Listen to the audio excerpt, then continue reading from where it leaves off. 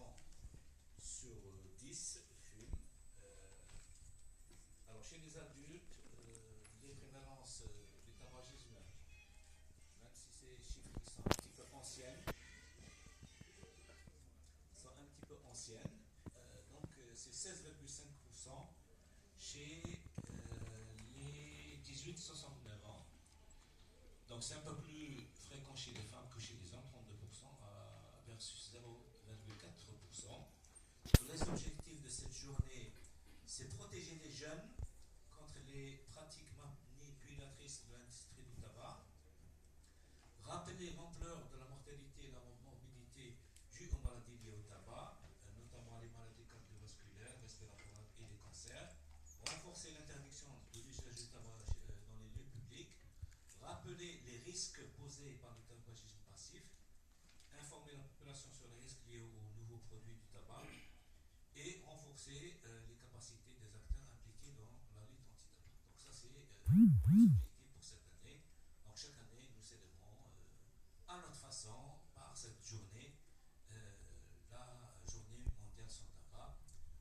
Donc il y aura 5 présentations: l'épidémiologie, le tabagisme chez la femme, la pathologie ORL liée au tabac, et on va terminer par les méthodes de sevrage tabagique. Donc sans plus tarder, je vais passer la parole à la représentante de la médecine du travail qui remplace Dr Mesdad, qui est absent.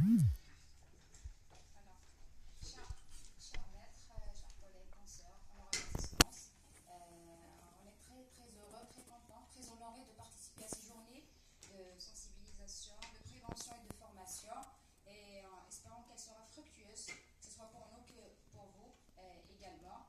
Et malheureusement, maintenant, on ne parle plus de tabagisme chez l'adulte, mais de tabagisme aussi chez l'enfant. Alors, je vous remercie, je passe la... Alors, la parole à M. Tibi.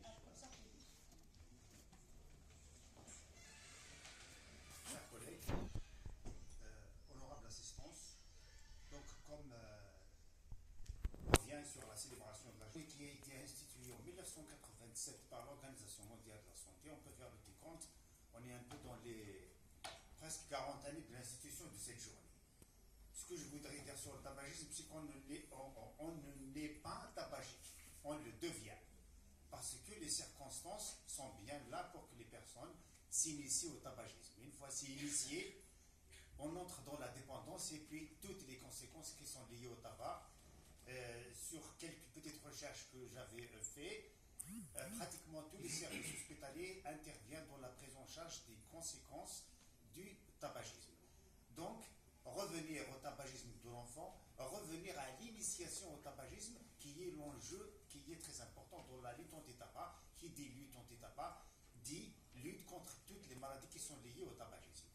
Donc, je pense que, et j'espère que cette journée donc, aura de l'importance et de l'aura et de la transmission des données ou des informations pour contribuer à la lutte contre le tabagisme en général et contre le tabagisme de l'enfant. Merci. La parole est à monsieur le docteur Alius.